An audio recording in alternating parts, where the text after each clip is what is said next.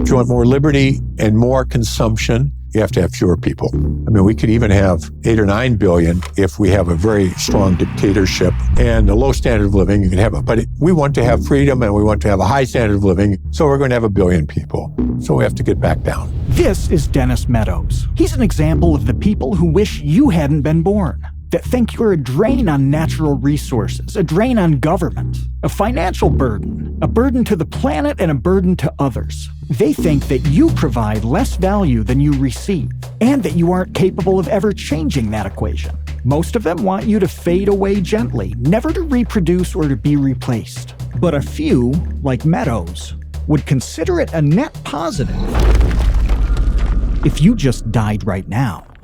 And it's not just fringe academics. Every day you can tune into someone like Bill Maher and hear the same thing. The recent report that informed us that in November of this year, the population of the Earth will hit 8 billion is not good news.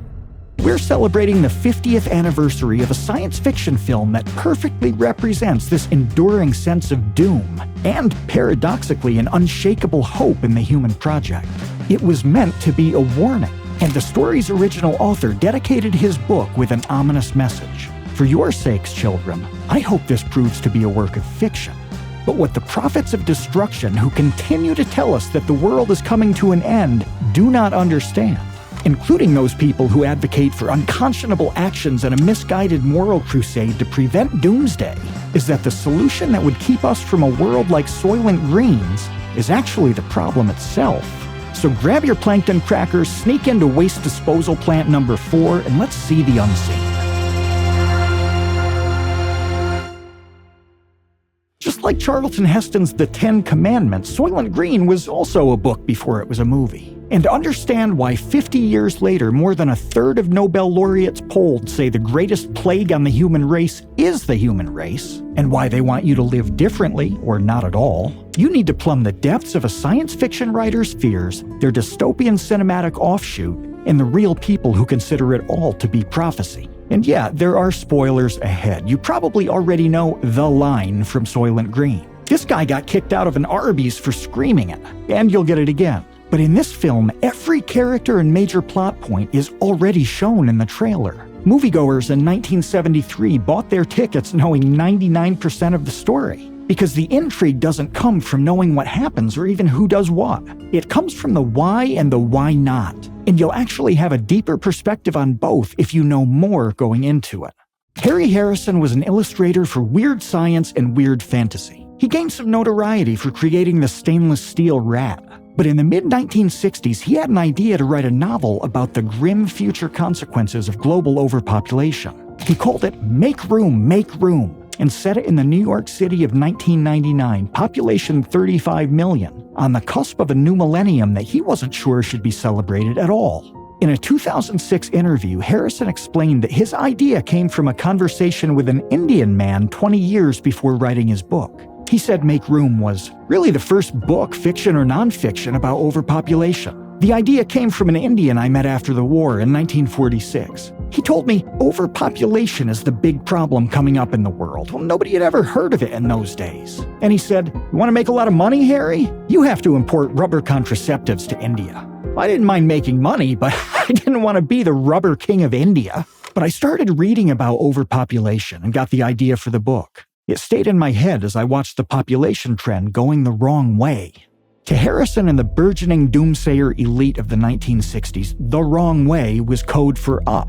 More people, more problems. To them, it was that simple. It was, and still is, the modern application of Thomas Malthus's theories about exponential population growth outstripping a food supply that only grows linearly, or not at all. If you want the full background on the origins of neo-Malthusian fervor, including Paul Ehrlich's population bomb and his resulting bet with Julian Simon about the fate of humanity, check out a video we co-produced with Vsauce 2. The link's in the description. But a quick note about Ehrlich. He too decided the world was in trouble from an experience with India. He described a stinking hot night in Delhi, saying that the streets seemed alive with people. People eating, people washing, people sleeping. People visiting, arguing, and screaming. People thrusting their hands through the taxi window begging. People. As we moved slowly through the mob, the dust, noise, heat, and cooking fires gave the scene a hellish aspect. It seems like no one's driven to think there's much of a population problem when they see 45,000 enrolled students strolling the UC Berkeley campus. It must be a third world thing. When he was outlining his ideas for Make Room, Harrison fell victim to what 40 years later economist and psychologist Daniel Kahneman would call the focusing illusion. That nothing is nearly as important as it seems while you're looking at it or thinking about it. It's a very dangerous psychological force. It's what drove Harrison, Ehrlich, and others to think of a less developed city and assume that everyone there was just as miserable as they themselves would be, and that the regrettable outcome they witnessed must be inevitable and that we're trending toward it rather than away from it. They think, I'd hate this, so those people must be suffering. I'd feel hopeless in those circumstances, so they must feel hopeless. I wouldn't want to live like this, so it must be a problem we should address at all costs. Both art and policy have been built on this illusion. The funny thing about Make Room is that there's no mention of Soylent Green at all. In the second chapter, a character named Billy Chung finds a box of Soylent steaks, each flat and brown and as big as his hand. He choked down the crumbling pieces and ate 3 of the soybean and lentil steaks. Well, soybean plus lentil equals Soylent. The closest thing to the colored Soylent foods in the film are the book's weed crackers. There's a market scene that describes them. Around the entrance were the weed cracker stalls, with their hanging rows of multicolored crackers reaching high overhead, brown, red, blue, green. The color came from the kind of seaweed the crackers were made from, and the green always tasted better to her, less of the iodine-y flavor than the others had. But one color of the perfectly square little crackers, the Soylent Green that's only distributed to the masses on Tuesdays, is the focus of the film. Chuck Braverman was specifically chosen to craft the montage opening of Soylent Green. He'd earned a strong reputation for kinesthesis, the fast-cut montages that communicate a film's entire ecosystem and ambiance in a flash. It's an idyllic America of innovation, happiness, and growth. And then cities bustling with economic activity and increasing satisfaction start to spin out of control. Not just more people and more industry, but too many people and too much industry. By 2022, when Soylent Green is set, not the 1999 of the book, New York City is a hellscape, and its population of 40 million lives in perpetual pollution, misery, and strife. And the first audio is an Orwellian PA announcement. First stage removal. Streets prohibited to non-permits in 1 hour. We don't even have to know what that means to know that it's bad. Charlton Heston wakes up as Detective Andy Thorne. He's Andy Rush in the book. It's a small, grim, shabby apartment, but this is the life of a public servant in Soylent Green's New York. When he flips on the TV, he gets a commercial from the Soylent Corporation. This conversation is brought to you by Soylent Red and Soylent Yellow and new delicious Soylent Green, the miracle food of high-energy plankton gathered from the oceans of the world. Because of its enormous popularity, Soylent Green is in short supply. Remember, Tuesday is Soylent Green Day. Edward G. Robinson is Saul Roth, Andy Thorne's book, a sort of human library who's a research assistant for a detective. Saul and Andy share the apartment, and their first interaction about food shows the pain of knowing and the dangers of complacent ignorance. Why don't you eat something? I'm not hungry enough yet. It's not bad. Tasteless, odorless crud. You don't know any better. Now, when I was a kid, food was food. Where our scientific magicians poisoned the water, polluted the soil, decimated plant and animal life. Why, in my day, you could buy meat anywhere. Eggs they had, real butter, fresh lettuce in the stores. I know, Saul. You told me before. How can anything survive in a climate like this? A heat wave all year long. The greenhouse effect. Everything's is burning up. The lights flicker. That means the elderly Saul has to jump on a stationary bike to pump up the power again. And Andy has to climb over the suffering masses in the stairwell just to get to the street. There's actually a cool bit of gaming trivia in the apartment Andy's sent to investigate. You see the game before anything even happens in the apartment. Cheryl is playing Computer Space. It's the first arcade cabinet and the first appearance of a video game in a movie. It's a simulated space battle that pits computer-guided saucers against a rocket ship that you control. And its controls are awesome. Cheryl goes out to buy fresh vegetables and meat on the black market, and while she's gone, the apartment's owner, William Simonson, accepts his murder by a hired assassin. They told me to say that they were sorry, but that you had become unreliable. That's true. They can't risk catastrophe, they say. They're right. Then, this is right? No, not right. Necessary. And then he loses a very short battle with a crowbar. Thorne shows up to investigate. He interviews Cheryl, who isn't really Simonson's girlfriend. She's considered furniture, and she comes with the apartment. She'll be part of the package for the next tenant. This was actually a point of contention for Harrison, who was barred from being involved in the film adaptation. Soylent Green makes a lot more of futuristic female furniture culture than Harrison does in Make Room.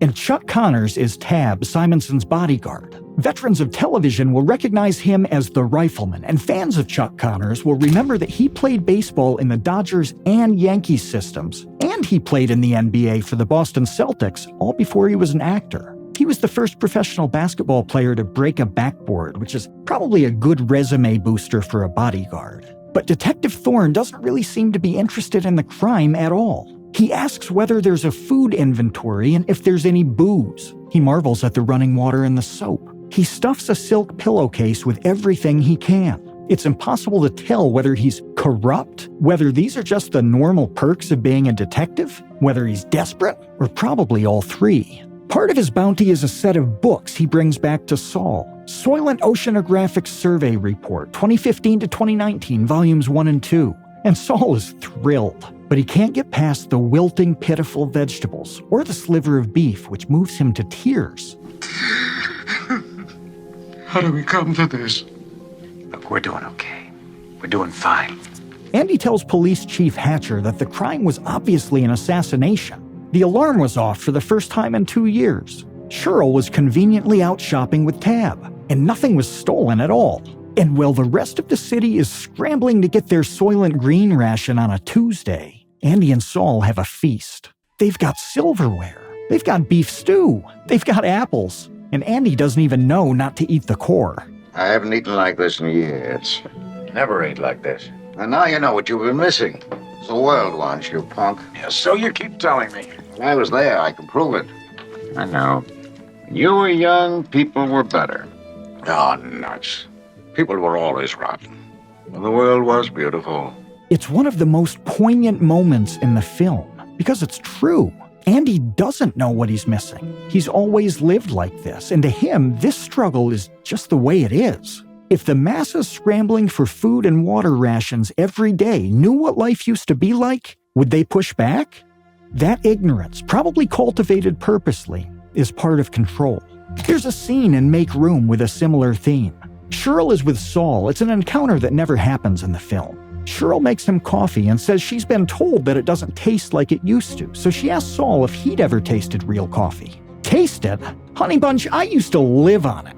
You're a kid, you've got no idea how things used to be in the old days. You drank 3-4 cups, maybe even a whole pot of coffee and never even thought about it. I was even coffee poisoned once. My skin turned brown and everything. Because I used to drink up to 20 cartons a day. A champion coffee drinker. I could have won medals. Andy is totally ignorant about past standards of living, but he's serious about his job and he's serious about investigating this murder. As his book, Saul does his job too. He finds out that Simonson's background was in freeze-drying and food processing, and that's how he rose up to a board position with the Soylent Corporation. Andy swipes a jam-covered spoon from Tab the bodyguard's apartment, and Saul knows what's on it. Strawberries, huh? $150 a jar of strawberries. Something is up here.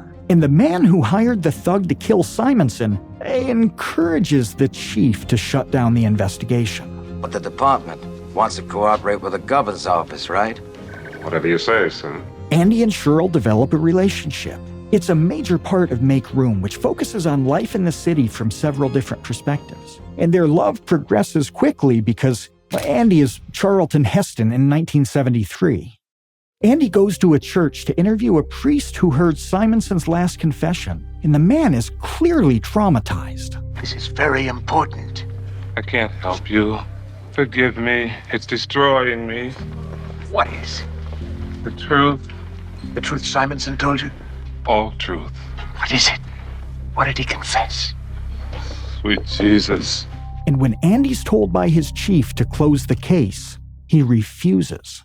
It turns out the government is engineering a cover-up, and while the governor is in a tree sanctuary, which is truly just a tent with a tree under it, he gives an order for a hit on Thorne, who now knows too much. Just do what you have to do.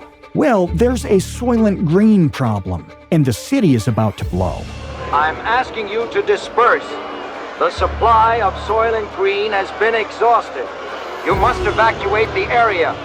The scoops are on their way. I repeat, the scoops are on their way.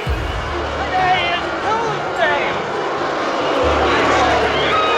The scoops are literally scooping people up and throwing them into the backs of garbage trucks. And after Saul reads the oceanographic report, he knows why.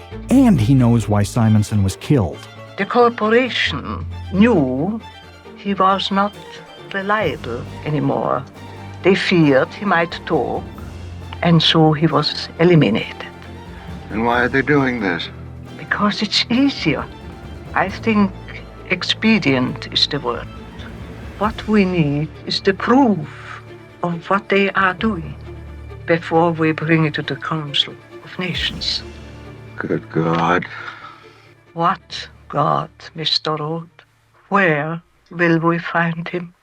The truth about Soylent Green and the truth about the state of humanity is too much for Saul. He walks straight into a euthanasia facility where he chooses a combination of his favorite color orange and light classical music to die to.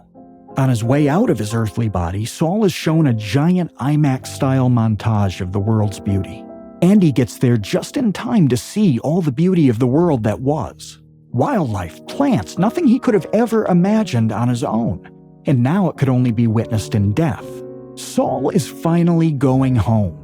And Gerald Fried's Going Home score blends Tchaikovsky's Symphony No. 6, Beethoven's No. 6, and Grieg's Peer Gynt. It's masterful. And it's not that home is the past. It's that home is the beauty of the world, its culture, its people. And throughout a film that shows multitudes who are in a literal sense homeless, Saul may be the most homeless of them all. He's the embodiment of Durkheim's anime. The world he used to fit into is gone. Saul's final request is that Andy proves to the world that the megacorporation Soylent and the government both know that the plankton sourced for Soylent Green has run out. Rather than admit that to the population and face a revolt, it's easier to maintain power and control by substituting another ingredient. The fates of the priest, Tab, and Shirl, well, you have to watch the movie to get that. And the same with Thorne's epic infiltration of waste disposal plant number 4. It's an element of the film that Harrison hated, saying it wasn't what the film is about, and that it's completely irrelevant. But it gets Thorne all the proof that Saul asked for. I've got proof. They need proof. I've seen it. I've seen it happening. They've got to tell people. The ocean's dying. Plankton's dying. Soylent Green is made out of people. They're making our food out of people. Next thing, they'll be breeding us like cattle for food. You gotta tell them. You gotta tell them. Promise, Tiger, I promise. I'll tell the exchange. You tell everybody. Listen to me, Hatcher.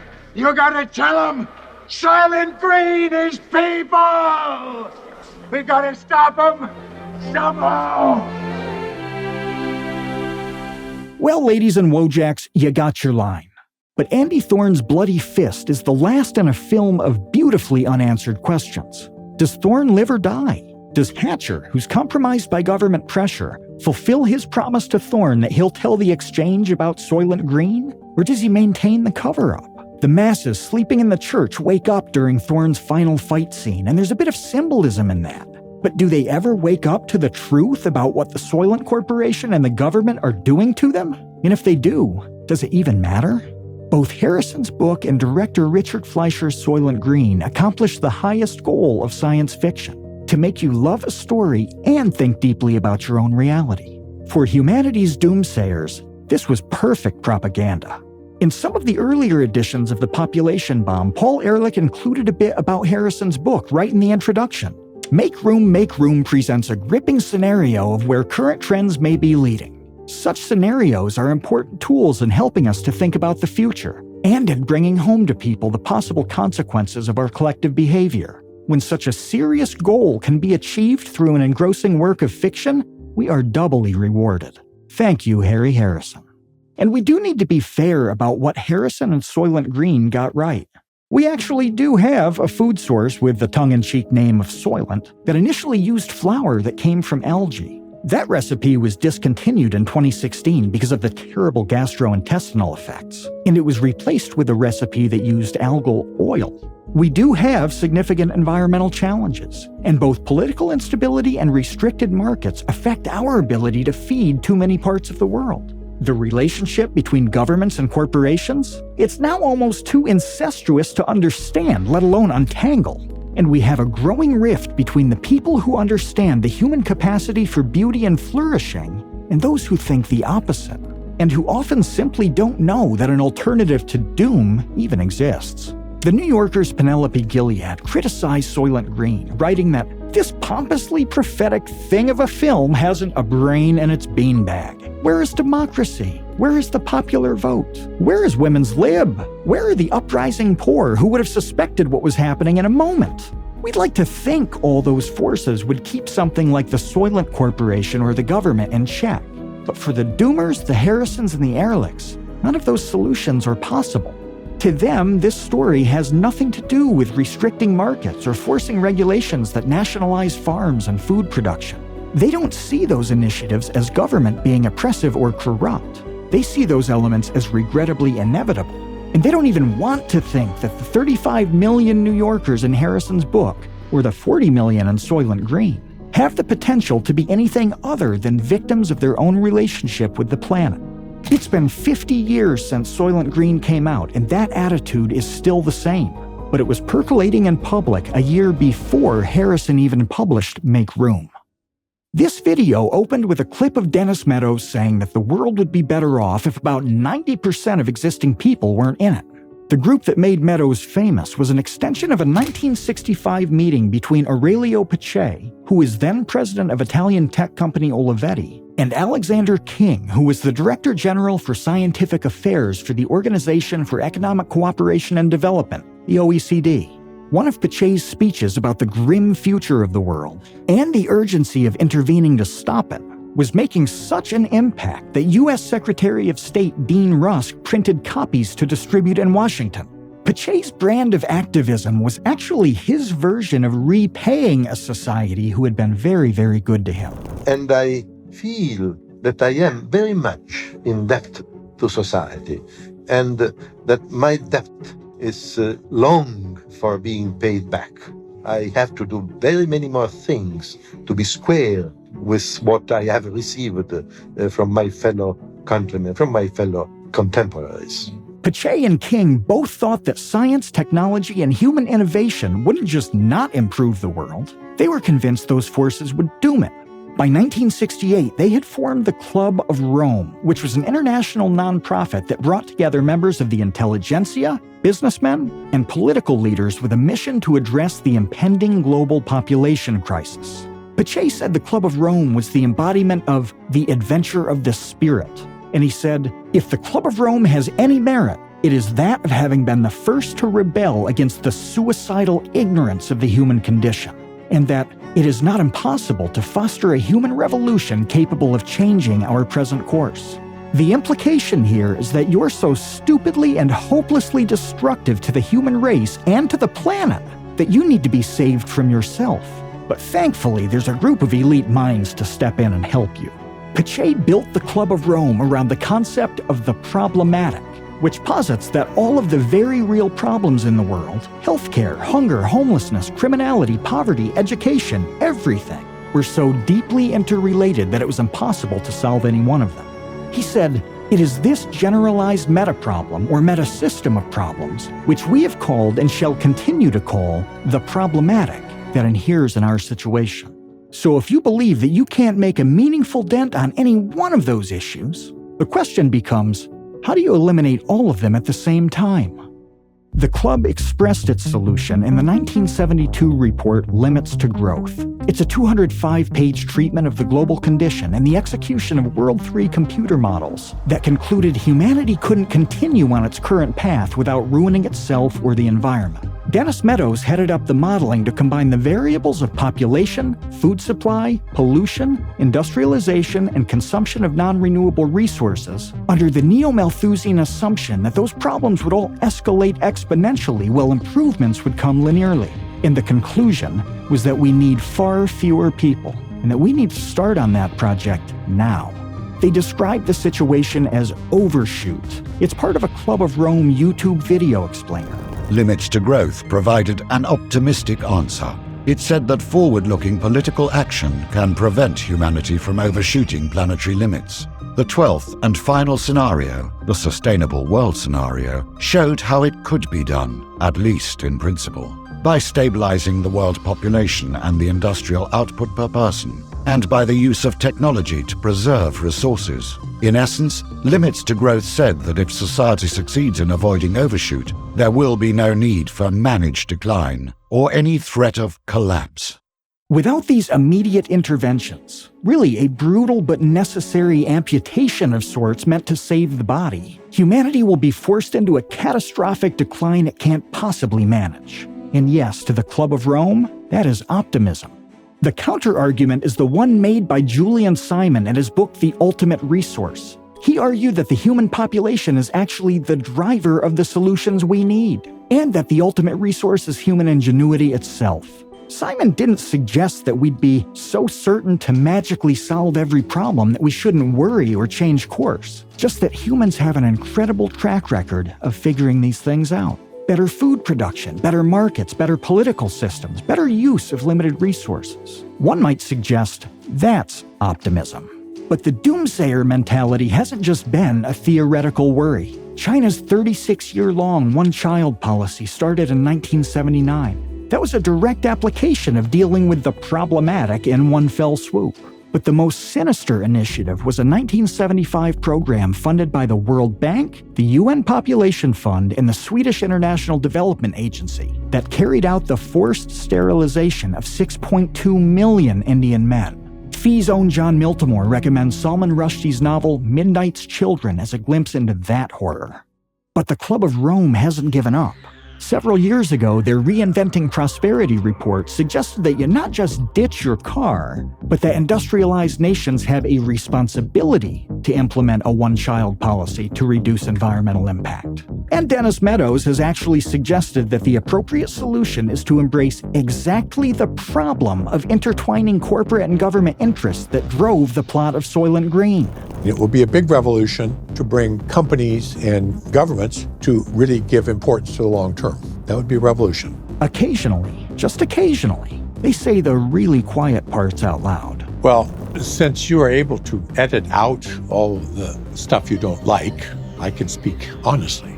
I don't expect that we're going to avoid collapse. I'm not sure what it will look like. And actually, we don't know. It's not knowable.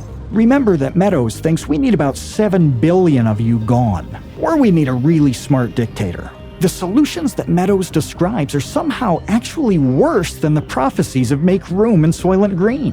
Are freedom and liberty really part of a big, fixed-size pie we're all competing for bites of? Is an American citizen now, who's one of 340 million people, only 10% as free as an American in 1860? Who might well be an actual slave, because the population then was just 31 million? The population of China in 1965 was half the 1.4 billion it is today. Is the average citizen in Beijing half as free in 2023 as they would have been under Mao? Those of us who understand different types of human organization and their consequences, positive and negative, know that it doesn't work that way. But it might not matter what you believe. It's easy to criticize out-of-touch elites for let-them-eat-cake-style politics, especially when that cake is frosted with pseudo-benevolence. But the truth is that those elites matter. In a 2014 study called Testing Theories of American Politics, Elites, Interest Groups, and Average Citizens, researchers showed that support among the American middle class had absolutely no meaningful bearing on whether a policy would be adopted. In contrast, support among the top 10% of income earners doubled a policy's chances of being adopted.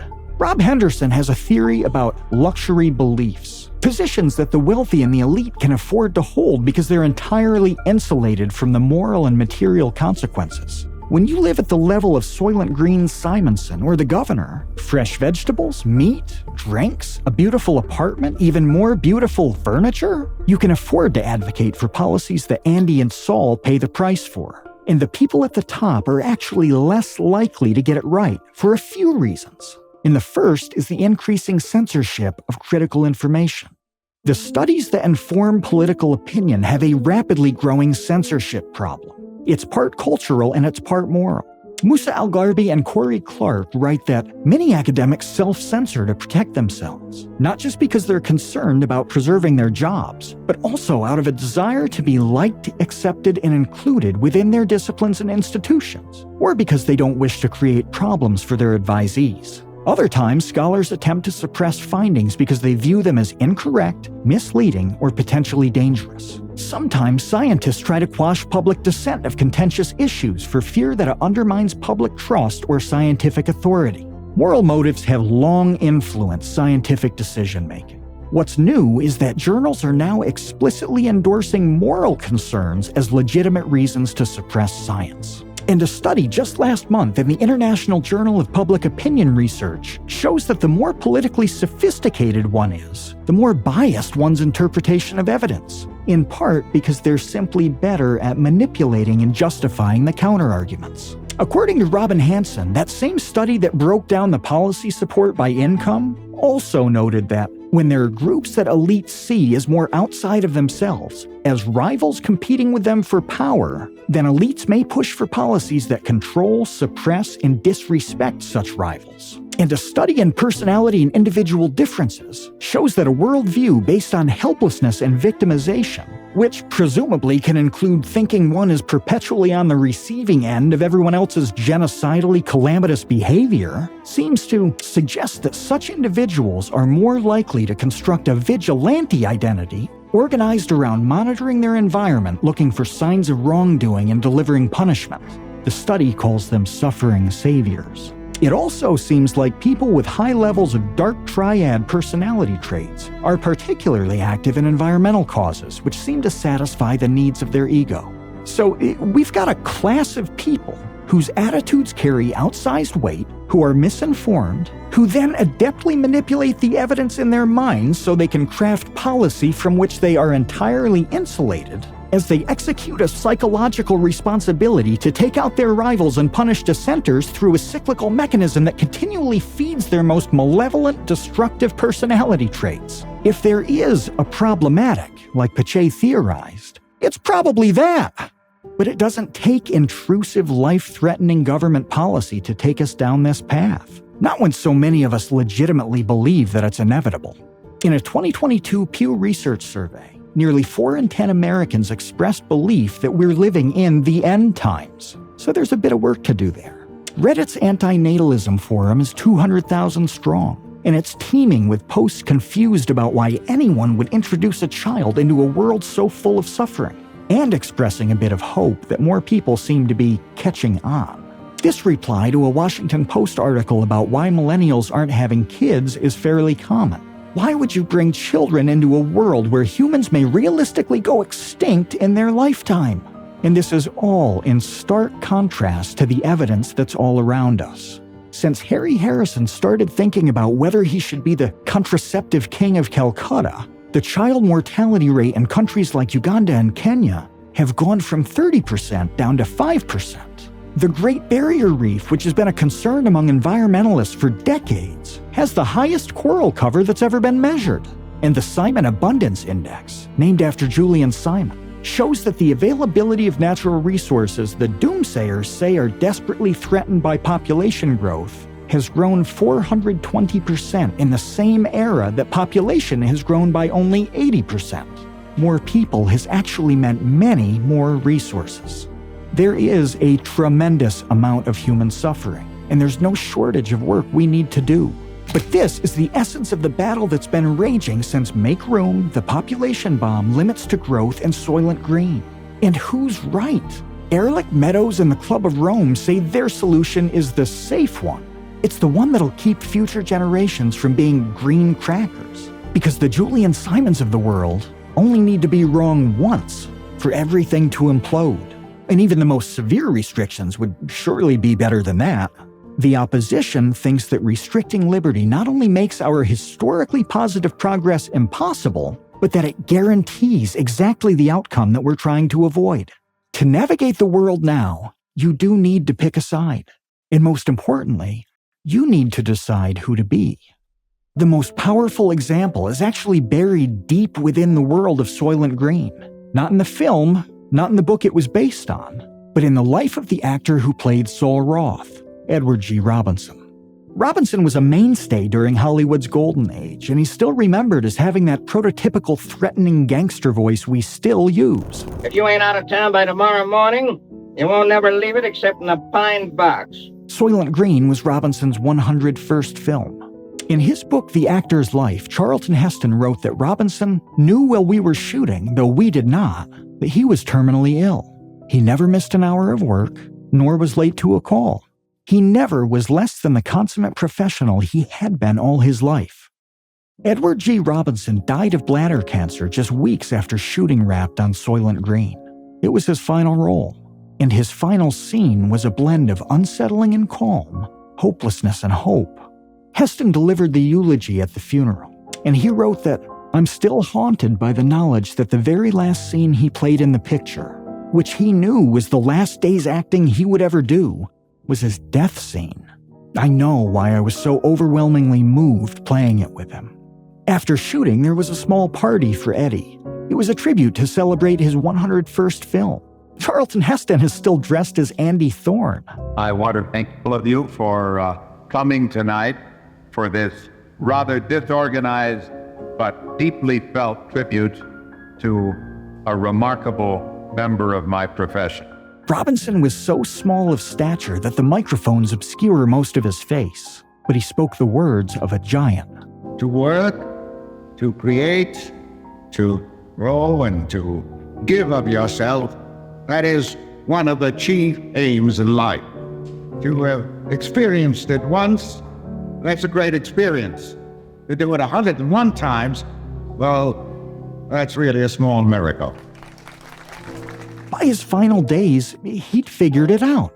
Eddie had every reason not to bother, and he understood that the world he was leaving was problematic.